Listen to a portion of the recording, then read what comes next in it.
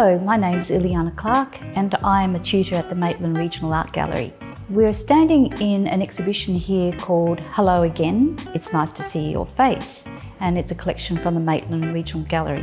Today I'll be doing a demonstration in portraiture. It will start with basic steps and work up to a form where you can develop in layers and colour.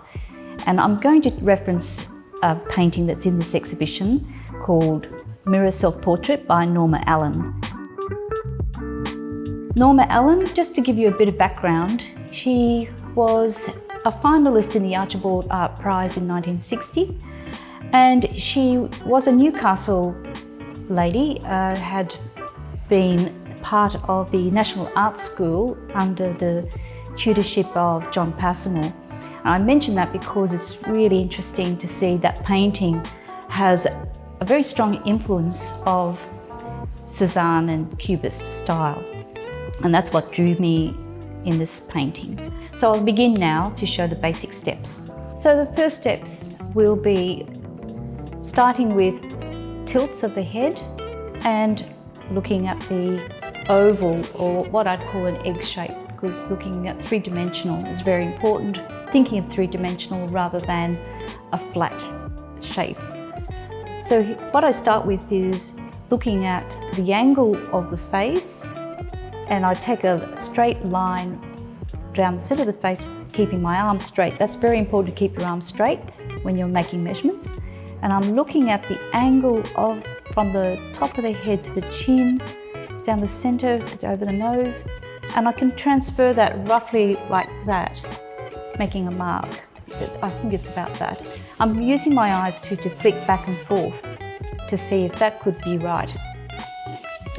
So that angle, even if you use the straight line that's in behind that painting or the edge of the paper, that would be a good way to make sure you've got the right axis. You know, something, is it like that? I think that's about right. Okay, so I make quite a few light lines to make sure that, you know, I can be flexible with it. And even though this is quite a strong colour, once it's layered, you won't see it.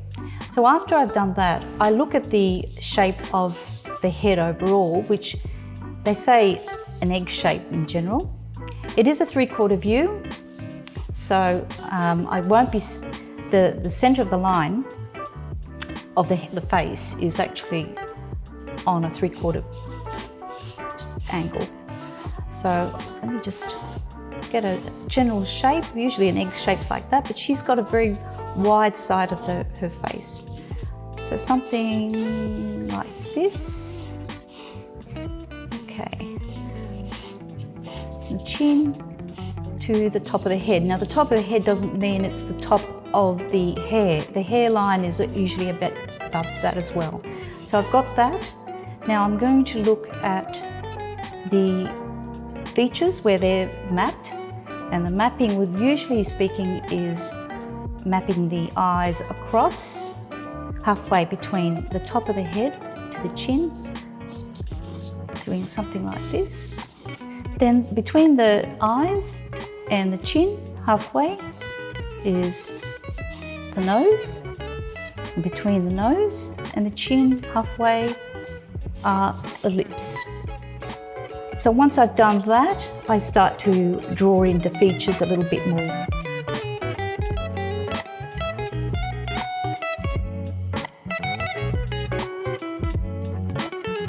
Okay, so we've got a rough mapping of the features. Of course, there's got to be adjustment, but with colour it will transform, hopefully. So we just keep on being as flexible as possible, so there's still a lot of lines overlapping and structural lines there. So I'm just going to put in the hair, just kind of a guide, looking at how much forehead will be important to see the actual shape of forehead. And once this is in, it gives you a bit more form, and then even working on the edges on the outside.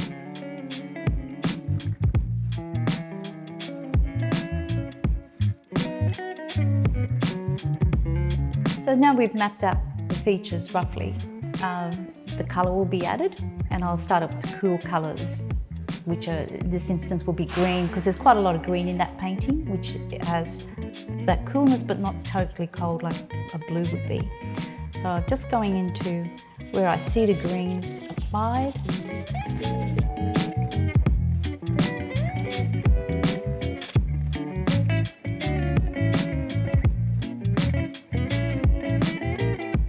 So I'm just going to sort of add a bit more to the background, which will sort of help it put it in context. And portraits is tricky with the fact that you need to be fairly accurate, and that's just with practice, really. You can't get away with, if you want to do a realistic sort of portrait, even though this is slightly semi-abstract, there is still quite a strong realism, of course, to it. So the background adds not only to the context, but it also emphasises the face more than anything. Some of the edges are lost with the background. So you'll find that, for instance, in this area here, there's not very much difference between the tones. So you can bring a colour from the face into the background as well, which links the whole thing together. And then you can make a contrast and pick up the edge somewhere else.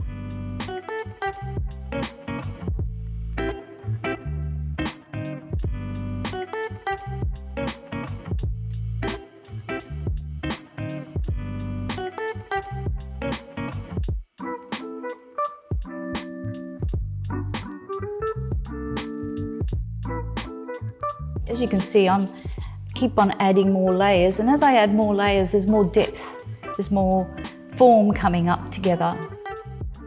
So the first kind of application is done with a light layering, and then as you keep on working, you'll find that you need to add more and more layers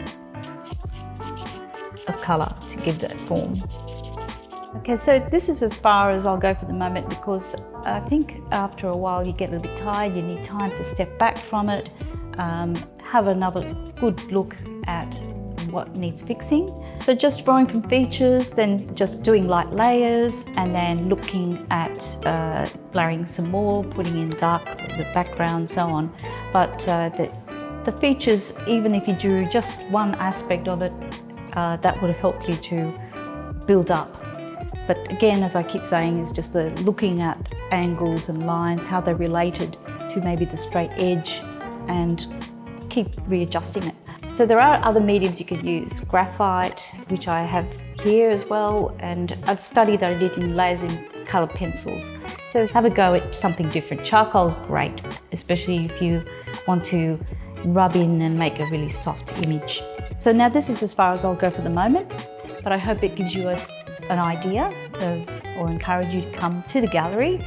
There's some wonderful portraits here to enjoy and experience some drawing here in the gallery. Bring a little sketch pad and enjoy that process.